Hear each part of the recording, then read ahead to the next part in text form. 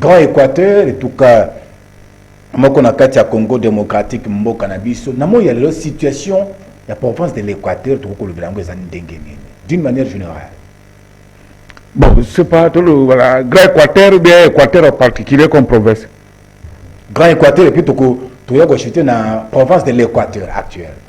Non, bon, je pense que depuis départ à Kondo, Maréchal Mobutu, Grand Équateur, ils ont toujours oublié. On a eu un régime à Kabila pendant 18 ans. Grand Équateur, ils ont totalement oublié. Quand on rappelle le projet Belé, et les cas qui ont résumé, 5 chantiers, la modernité, nous sommes tout le monde a moko malunga na Grand Équateur te. Ma wape passe na motema, tout le monde peut que na régime oyo Grand Équateur est toujours oublié. Pour totali, moi ba projet mike n'était on a Kinshasa ba lobaka ba projet sous ba salaka par-ci par-là ba 100 jours. Mais je ne pense pas que na Grand Équateur tout le monde a projet mon copé et pacte nango à 100 jours na niveau Équateur. Tout le monde fait ba projet mususu ya Chilezelu. Grand Équateur, ils ont toujours oublié. Mais qui est chef de l'État, je pense que tous allez tous allez espérer que Azokende a identifié le problème et puis après ça, la réponse appropriée à Makambo. Parce que raison que les alliés que Grand Équateur, ils allaient une partie en Boka comme Boka tout. Mais comment ils allaient toujours victime? Est-ce que ça peut faut que Bango Mokote dans la province de l'Équateur? Non, je pense que faut que Bango ou pas tango Mokonzi Mboka Azali le papa ya bananyos. Il faut traiter Bango dans le même point d'égalité. Le bac est tindi musolo kuna toyoki ke bana Équateur baboko tonga baboko sala misala wana balé lokolo yo sa makote mususu. Mais toyoki na noté que ya tindaki projet boye kuna atindaki misolo boye kuna bongo bana wana ya Équateur bongo ba baby simbongo wango we ba yedi ko sala misala ngote lobake na bosana mais jusque là toyebi na système auto zana ngo ya ISEP soki likambo esali mabe ba ko dénoncer neti bokonza kei na kasa toyebi ke ba projet ezalaki financé bona boye mais eloko malonga esali makite il a dénoncé ça publiquement soki pe ezali ke misolo banda ko kende na Équateur e ba biloko wana esali te là, maboko pour le temps comme kuna pe a dénoncé en il qui a ban Équateur bazo c'est là mon amboka Félix Tshisekedi de Chilombo dinga sala ki mobembo ne tuka na espace Grand Kassel et kapena tuka Équateur conférence de gouverneur pe bazila ka yango bandaka là surtout na ban ya bandaka pona ko yamba mokonzi ya mboka tango sala ki espace Grand Kassel mokonzi ya mboka lobi développement ya Congo démocratique et sengele bandana base sur les 145 territoires RDC développement sengele bandakuna elongo na ba territoire et matina ba province et mati netandi mobimba ya Congo démocratique pour na yango René Bonganga bana ya Équateur na kati ya projet wana ya 145 territoire pour na développement na yango batia motema batia boko na bango na matama basambela nzambe to basala boni. Bon, je pense que c'est une bonne nouvelle. Cette fois-ci, tu as oublié comme d'habitude. Parce que tant que 145 territoires, c'est-à-dire territoire Union Sagrée Équateur, là, c'est une bonne nouvelle pour nous. Et là, on est dans Kolobake, ils allaient presque un projet zigaté, c'est mon Konzia Souka, avant de faire l'élection. Et qu'on a un impact mingi, ce qui réussit. Mais au moins, comme un observateur, tu crois que ça va m'accaner pour que ma camona ait qu'un déliboso. Développement à la base, na landi, na moi ba itandoike, mais sont les alliés disponibles pour chaque territoire. Donc dans chaque territoire, on a là bas territoire peut à biso, bana Grand Équateur zana 4. Et là quand le bosso to cinq les alliés que basa le kola ba bituka mususuté. Pour biso to zala ka oublier, so to leka ngo musole muketo sala loko wana te ekolo ba mingi. Mais loko to ko cinq les alliés ka ke ba utiliser misolo wana pona ko réaliser ba projet oyo mukonzo mboka lobi esalema. Mais tout le monde qui va benga ki pe ba gouverneur nyonso ba yaki awa. Mais na ndenge makambo ngo yo salema, ba réunion ngo yo salema, c'est comme si ba gouverner baza impliqué on est allé inquiétude nanga parce que eko bandaka ndenge ni président sur Kinshasa territoire ça passait par ba gouverner à province là ça pose un problème parce que moto ayebi ba territoire peut ba atteignoso les allez ba gouverneur pour il faut ils ont les cahiers rappeler biso porter ba ko préparer l'avenir na mona ki mo yiki ki moko ebimaki na makambo tali Kasai pa ba ko tanga mama ozo sala intérim ya gouverneur kombo na ye na misolo wana o bunga ki wana na Kasai alobi ngana bando mona ka bato ba oya ba osala misala mais nazalaki ya société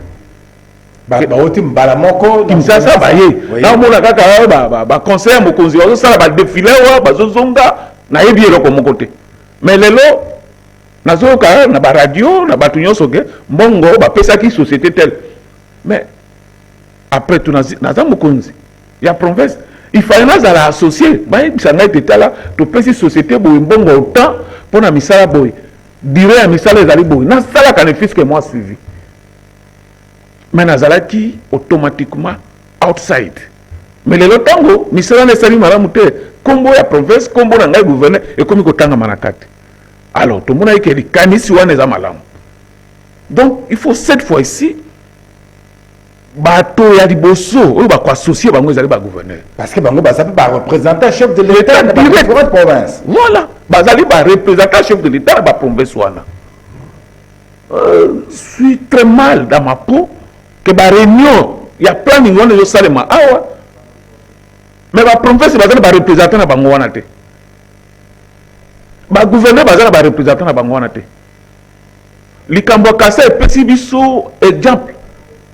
que tout rectifier des actes donc il faut province ezala impliqué gouverneur azala impliqué ou bien atindi mutuna aza sur place pour tango bayaki na conférence de gouverneur awa balobaki makambo nyonso ezala kozwa ba recommandation basalaki mpe ko appliquer yango makambo ekozala simple mais soki ekozala que non présidence ou bien Kinshasa va dépendre na ba hâte directement ça passer par le gouverneur en tout cas to kozela rendement à malamu te donc le Cambodge il faut ba lo bango clair il faut pas impliquer ba gouverneur de province bon bango nde ba yebi chaque territoire ba difficulté na yango ndenge ni ba ko sala. Voilà, on a coupé ça à conseil na projet one. Merci beaucoup na kanesi maloba ya René Bonganga eleki kitoko penza ba téléspectateur ba landio mbaleleki na lobaki na yo René Bonganga tozaka na masolo mingi bete masolo mingi ya makambo ya ville ya Mbandaka na province de l'Équateur. Actuellement situation ezali boni na ville ya Mbandaka. Toyokaki récemment wake bato bakitaki na mwa balabala kotambola yiki kezaki na ville ya Mbandaka au juste ni na zo de kalku. Ezo de kakuna René Bonganga. Non, bon, oui, je pense que les Alayonanga to contribué qui mingi pour te kimia et côté en Équateur parce que les ali côté bisoto zali ba originel. Problème na Mbandaka ezali sous terre, je pense que tango makambo wana ezalaki mukonzi ya mboka abetaki maboko na mesa bengaki bato bazalaki na mwa yiki ikiwana na banzene neke na bango ba témoin c'est ba député nationaux na ba sénateur bakutanaka epai ya ministre de l'intérieur tomonaka makambo nyonso ndenge esalemaki et puis tango bazongi tomoni ke kimia ekoti misala pe bandi kotambola na Équateur malamu bazali babandai déjà ko récupérer ba retard oyo elekaki po ezali misala oyo ezali pour nini par exemple ko bongisa balabala banzela et surtout ntango bayoki ke mokonzi azokende kuna bon moni misala il fallait ila na mota la ville ya Mbandaka oui ozomona ezali ville ya Mbandaka ozomona misala wana ezo salema mais il ko sala moi pasi ezalaki max salema ki te ezali lettre moko ebimaki pa ya président ya Sénat parce que Modeste Bahati po bato ba mona ke makambo ne katame salama ki bien te ba kende ko milela na cour constitutionnelle jusqu'à présent réponse ebimité mais ba mona ka lettre moko ebute pa ya président ya Sénat ke bato wana il faut ba réhabiliter bango bonabo bon bato mususu kotanga ezalaka mwa pokoso tango bamoni bo bakanisaki ke Bahati a réhabilité président ya assemblée balongolaki wana nde ba mususu wana babimi na balabala makelele bonabo comme l'état pe azalaka pona kotia ordre nde ayaki kokwea na mususu wana oya bombi bango donc mobulu ebandaki d'abord na lettre wana ya ndeko Bahati. mais tout monde qui peut tant bazo silisa masolo wana ba sénateur o bazali ko ba représentant bati bazala ki wana na ko tanga kombo wa sénateur moko o bazala ki wana notable ya Grand Équateur ndundu bazala ki wana atiaka pe musapi na ba signature wana ye pe moto a convaincaka président dessus ya kala wana a signé bon na ko kamwa lelo lisusu kaka sénat wana oyo ba edaki ke kime kota baluka ba créer moi makambo susu wana tuka ezali pasi pe mawa osomona je pense que bandaka ndenge tozomona wana ezali susu besoin ezonga sima te po moi yiki wana ezongisaki bango sima mingi mais ndenge bazwi ela kosala misala oyo ba conserver kimia misala oyo continuer de façon que bandaka pe ngenga lokola bavile mosusu te oyo ezosalama na mwana mboka Bobo Boloko. oui gouverneur Bobo Boloko ye moto azali à la tête ya province wana donc misala oyo ozomona ezali kosalema ngaka esalema kala mais ntango ezonga ye mwa nsima nde makambo oyo temaki mais tosepeli ndenge tozomona boye ela ya kimia oyo econtinue toujours ke bato baluka mwa makelele kosala boye eza na ntina moko te toza na moment ya koputana te tozali bana ya papa moko et tout ça baélection ekomi pembeni soki moto alobi ke amoni mpe ke oyo azosala malamu te apréparé baélection aganye yango dignement et puis azwi nini ke koluka nasala boye oyo alongwa oyo po bon makambo yango mpe ya ndeko ya sena nazoyoka na bato mosusu naloba yango na conditionnel ke no groupe ya badestion bakoti na parti na ye alors il fallait atia désordre bato na ye bami se retrouver tout ça mais c'est trop bas lettre wana bato mosusu balobaka arépondaki na mémoire oyo badéputé congressio bapesaki alors est-ce que Sénat ekomi bajuge Sénat ekomi cour constitutionnelle Sénat ekomi conseil d'état est-ce que ekomi ndenge nini donc epesaki mwa mobulu na miso ya bato mais etake baressortisa kuna tokopesaka conseil ke non kimia ezali na Équateur etambola bobele bongo ezala te ke o makambo ya boye na boye ezala te voilà. Ouais, je crois que Mukanda même cause il y a président il y a Sénat il y a RDC tango kei et qui pas il y a ba yebi Mukanda bakotala contenu ya Mukanda et lobi nene est-ce que Mukanda ezongi sibiso na makoki na biso lokola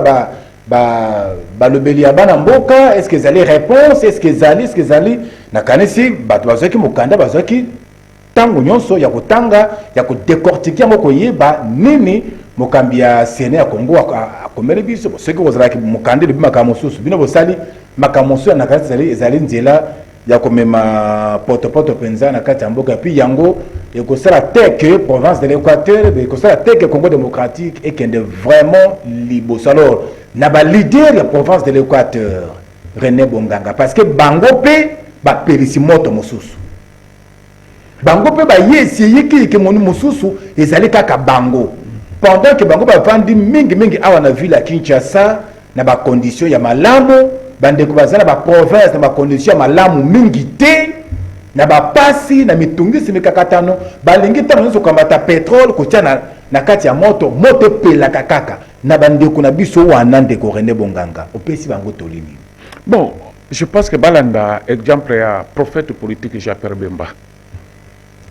omoni autaki koleka na radio liberté ya basakusu mbela na ye ezalaki ke kimia alingi bandeko na ye baswana te babunda te babomana te ozomona moto azali na souci ya province tout comme ya bandeko na ye mais bino bozali awa kolukaka baproblème moko ezangi ntina bainstrumentalisateur ata document wana lettre wana tozoloba ya bati ezalaki lettre moko te ko créer problème mais ezolakisaka esalemaki na étation ya mabe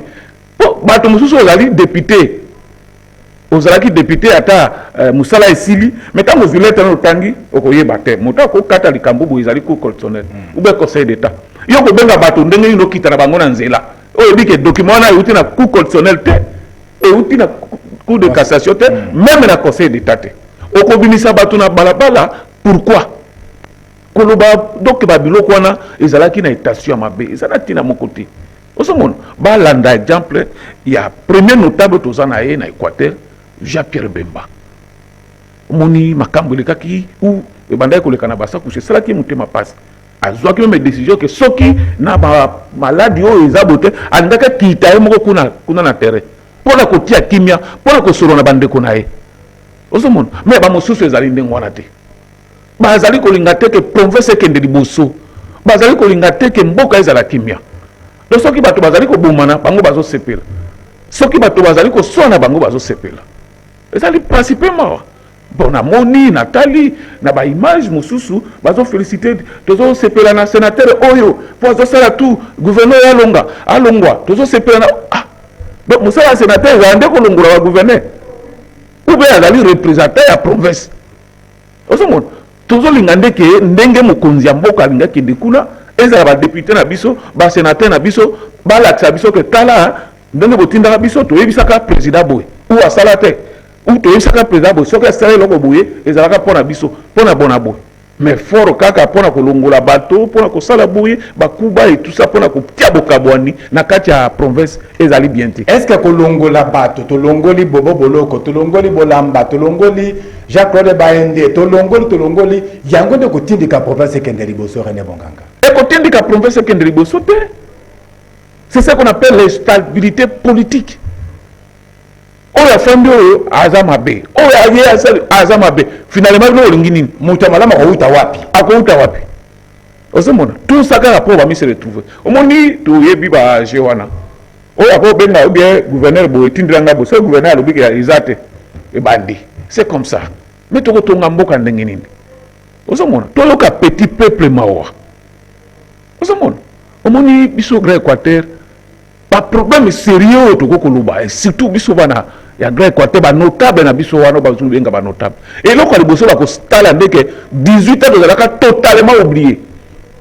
Pourquoi tozalaki oublié? Et loko nous tozali ko sala ke na mbalo po tozala oublié te. Résumé tozana 4 tozali wana et loko nini yo tozo sala pona mboka na biso ke so ba kuku mitu na butu mo inde yango wana mais bazana nde pona ko prouver te oyo aza moto aboye o aza moto aboye non. Je pense que le gouverneur Bazakuna,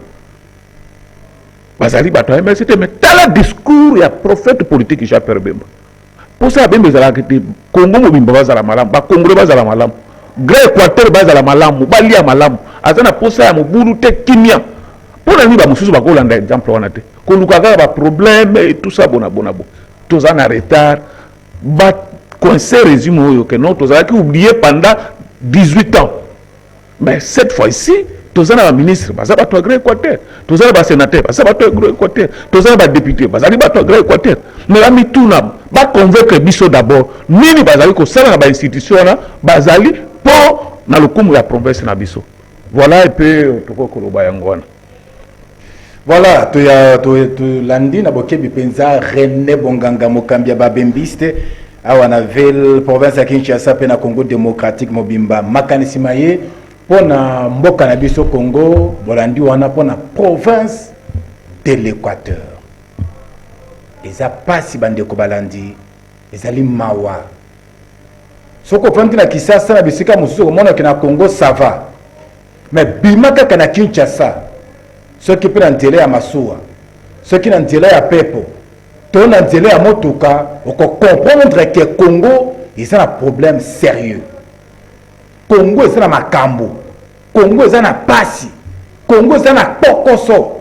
Ils allaient kosenga to sangisa bokasi na biso nyonso bana mboka esika moko pona koluka nini tokoki kosala to tombola Congo. Ngana bakatango nyonso soki to lingaka mboka oyo. Bolingo na biso pona RDC ezala kaka bolingo ya maloba pamba te mais to monisa yango na nzela ya misala tozali kosala. Totika ba empreinte ya malamu lelo bana na biso bakoya bakoko na biso bakoya bakanisa biso ata na makambo malamu tosala tango tozalaki kobika na kati ya mboka oyo eza pasi eza mawa bilili mosusu kotali yango ya mboka na biso ça fait mal ezosala pasi bomengo bozali mais bato bazana bobonde leki bango ndelo ça ne va pas. René Bonganga ngonga na biso yango wana ekomi na suka émission na biso spéciale